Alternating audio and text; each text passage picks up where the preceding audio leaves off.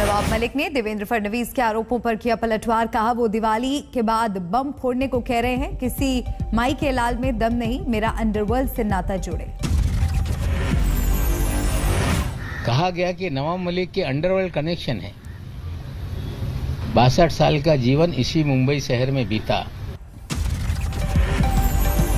नवाब मलिक ने कहा पूर्व सीएम देवेंद्र फडणवीस गृह मंत्री भी रहे हैं, अगर मेरे अंडरवर्ल्ड कनेक्शन थे तो कार्रवाई क्यों नहीं की।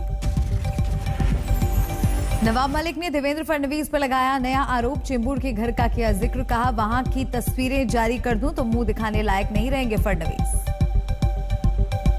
चेंबूर वालों के घर पे जाते थे, हमने आपको चेताया था एक बार कि यहां मत जाइए। हमने कभी व्यक्तिगत वेंडेटा की राजनीति नहीं की।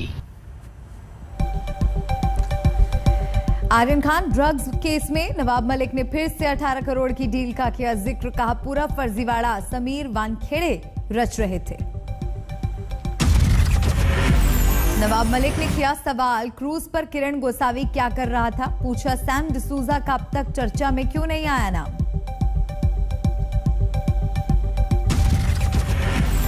नवाब मलिक ने कहा मैं अपने दामाद के बचाव में किसी पर नहीं लगा रहा इल्जाम और उसकी गिरफ्तारी पर 9 महीने तक रहा खामोश। नवाब मलिक ने एनसीबी पर लगाया बड़ा आरोप। खास मकसद ने फिल्म स्टार्स को बनाया जाता है निशाना, कुछ केस का ना नतीजा निकलता ना बंद किए जाते। नवाब मलिक ने फडणवीस के इस्तीफे वाले आरोप पर कहा हां मैंने अपने मंत्री पद से इस्तीफा दिया था, जनता के हित में मैं 100 बार इस्तीफा देने के लिए तैयार हूं।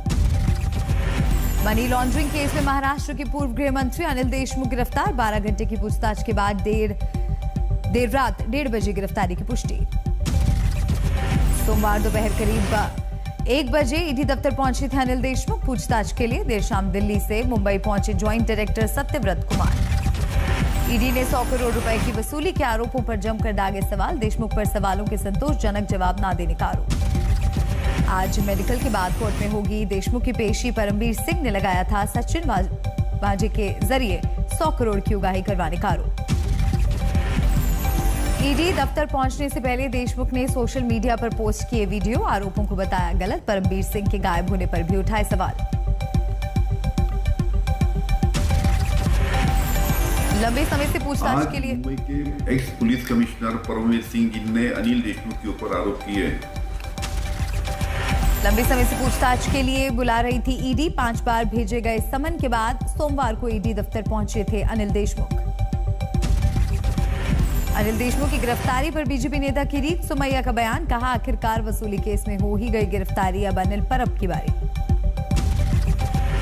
पहले जितेंद्र आव्हाड की गिरफ्तारी हुई, अब अनिल देशमुख आज गिरफ्तार होंगे और उसके बाद में अनिल परब का नंबर लगेगा। जबरन वसूली मामले में मुंबई पुलिस की कस्टडी में भेजा गया सचिन वाजे। कोर्ट से 6 नवंबर तक मिली रिमांड। आज आएंगे लोकसभा और विधानसभा सीटों पर हुए उपचुनाव के नतीजे। सुबह 8 बजे से मतों की गिनती जारी। 30 अक्टूबर को देश की 3 लोकसभा सीटों के साथ ही 29 विधानसभा सीटों पर हुआ था चुनाव। मध्य प्रदेश की खंडवा, हिमाचल की मंडी और दादर नगर हवेली लोकसभा सीट पर हुए उपचुनाव के मतों की गिनती जारी। असम की 5, पश्चिम बंगाल की 4, मध्य प्रदेश, हिमाचल प्रदेश और मेघालय की 3-3 विधानसभा सीटों पर हुए उपचुनाव की भी मतगणना जारी। बिहार में आज आरजेडी का एसिड टेस्ट। तारापुर और कुशेश्वर स्थान सीट पर हुए विधानसभा चुनाव की मतगणना जारी। जेल से वापसी के बाद लालू यादव ने पहली बार किया था प्रचार। कर्नाटक, राजस्थान की 2-2 विधानसभा सीट पर हुए उपचुनाव की भी मतगणना जारी। आंध्र प्रदेश, हरियाणा, महाराष्ट्र, मिजोरम, तेलंगाना की 1-1 सीट पर हुए विधानसभा चुनाव का भी नतीजा आज। ग्लासगो में क्लाइमेट चेंज से जंग के लिए पीएम मोदी का पंचामृत फॉर्मूला। कहा नुकसान से बचना है तो अपनाना होगा लाइफस्टाइल फॉर एनवायरनमेंट का मूल मंत्र। सभी लोग एक साथ आकर कलेक्टिव पार्टिसिपेशन के साथ लाइफस्टाइल फॉर एनवायरनमेंट यानी लाइफ को एक अभियान की तरह आगे बढ़ाएं। COP26 समिट में प्रधानमंत्री नरेंद्र मोदी ने दुनिया के सामने पेश किया 2030 तक की योजनाओं का खाका। कहा भारत ने पूरा किया अपना संकल्प। भारत 2030 तक अपनी नॉन फॉसिल एनर्जी कैपेसिटी को 500 गीगावाट तक पहुंचाएगा। ग्लासगो में पीएम मोदी ने ब्रिटेन के प्रधानमंत्री बोरिस जॉनसन से भी मुलाकात की। व्यापार, अर्थव्यवस्था, अफगानिस्तान और आतंकवाद जैसे मुद्दों पर चर्चा। यूपी में जिन्ना पर छिड़ी सियासी जंग में अब मैदान में उतरे डिप्टी सीएम केशव प्रसाद मौर्य। हापुड़ में कार्यकर्ता सम्मेलन में समाजवादी पार्टी को बताया नमाजवादी पार्टी। समाजवादी पार्टी पूरी नमाजवादी पार्टी बनकर के देश के लिए बलिदान देने वालों का अपमान किया है। समाजवादी अखिलेश यादव की जिन्ना की तरफदारी पर केशव प्रसाद मौर्य ने किया पलटवार। अखिलेश के नाम से जोड़ा जिन्ना। श्री अखिलेश यादव जी, जो मैं उनको श्री अखिलेश अली जिन्ना कहूं तो कोई गलत नहीं होगा। मौर्य ने कहा अखिलेश ने जिन्ना से तुलना कर बलिदानियों का अपमान किया। देश मांगे माफी। जिन्ना वाले बयान को लेकर अखिलेश पर योगी का वार। सोच को बताया तालिबानी। समाजवादी पार्टी के अध्यक्ष से माफी की मांग।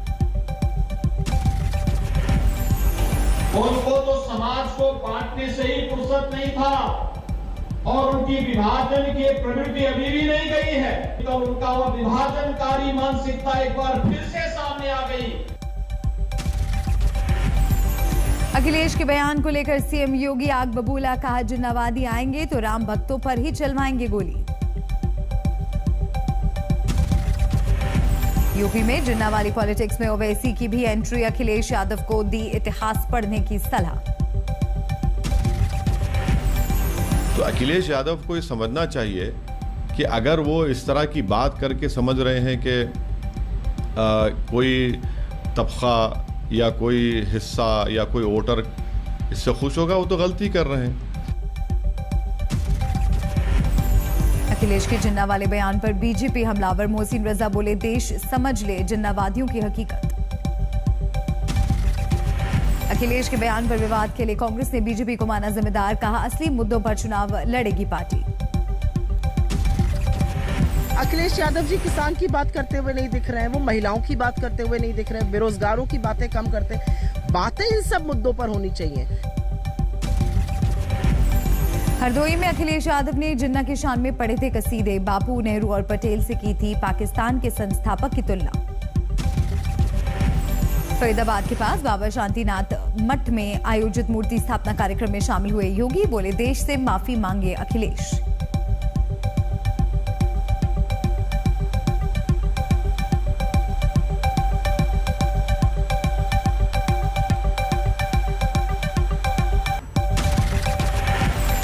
कांग्रेस ने शुरू किया सदस्यता अभियान। 31 मार्च तक चलाई जाएगी नए लोगों को पार्टी से जोड़ने की मुहिम। दिल्ली में कांग्रेस के सदस्यता अभियान में मंच पर नजर आए जगदीश टाइटलर। विवाद खड़े हुए तो पार्टी ने दी सफाई। वर्षों से एग्जीक्यूटिव कमेटी में रहते हैं, कोई कन्विक्टेड नहीं है और वही कोई नया अपॉइंटमेंट नहीं है। जगदीश टाइटलर को कांग्रेस में फिर से पद मिलने पर शुरू हुआ बखेड़ा। अमृतसर में अकाली दल का विरोध प्रदर्शन। चुनाव से पहले सीएम चन्नी का दिवाली गिफ्ट। पंजाब में बिजली 3 रुपए सस्ती। 100 यूनिट तक रेट सिर्फ 1 रुपए 19 पैसे। पंजाब के लोगों को 7 किलोवाट तक मिलेगा नई योजना का लाभ। जारी रहेगा 200 यूनिट की माफी। सोनीपत में किसान संगठनों की बैठक। राकेश टिकैत के ट्रैक्टर मार्च वाले बयान पर हुई माथापच्ची। गुरनाम सिंह चौधरी ने नहीं किया राकेश टिकैत के बयान का समर्थन। बोले ट्रैक्टर मार्च से नहीं संसद पर धरने से बनेगा काम। राकेश टिकैत ने दी है ट्रैक्टर मार्च की चेतावनी। कहा है 26 नवंबर तक मांगे माने सरकार, वरना दिल्ली को चारों तरफ से घेरेंगे। ललितपुर पहुंचे राकेश टिकैत। खाद लेने के लिए खड़े किसानों से की मुलाकात। 2 किसानों की गई थी जान। महाराष्ट्र में उद्धव सरकार के मंत्री नवाब मलिक के आरोपों की नई किश्त। ड्रग्स केस में बीजेपी नेता और पूर्व सीएम देवेंद्र फडणवीस पर किया वार। नवाब मलिक ने ड्रग माफिया जयदीप राणा के साथ जोड़ा देवेंद्र फडणवीस का रिश्ता। ट्वीट की अमृता फडणवीस के साथ राणा की तस्वीरें। जो देवेंद्र जी का वजह है वो लगातार एनसीबी ऑफिस में बैठता है। पूरा ड्रग का खेल कहीं ना कहीं देवेंद्र जी के आशीर्वाद से महाराष्ट्र में चल रहा है। ड्रग्स कनेक्शन के आरोपों को लेकर नवाब मलिक पर भड़के फडणवीस। दिवाली के बाद अंडरवर्ल्ड से रिश्तों के खुलासे की दी धमकी। देवेंद्र फडणवीस ने नवाब मलिक पर किया पलटवार। बोले उन्होंने जलाई है फुलझड़ी, दिवाली के बाद मैं फोड़ूंगा बम। इनके पास गांजा अगर मिलता है तो इस रेशियो से पूरी राष्ट्रवादी कांग्रेस पार्टी यही ड्रग्स की किंगपिन होनी चाहिए। देवेंद्र फडणवीस की पत्नी अमृता फडणवीस ने भी नवाब मलिक पर किया पलटवार, ट्वीट किया विनाश काले विपरीत बुद्धि। दिल्ली में अनुसूचित जाति आयोग के दफ्तर पहुंचे समीर वानखेड़े, आरोपों पर सफाई के लिए सौंपे दस्तावेज।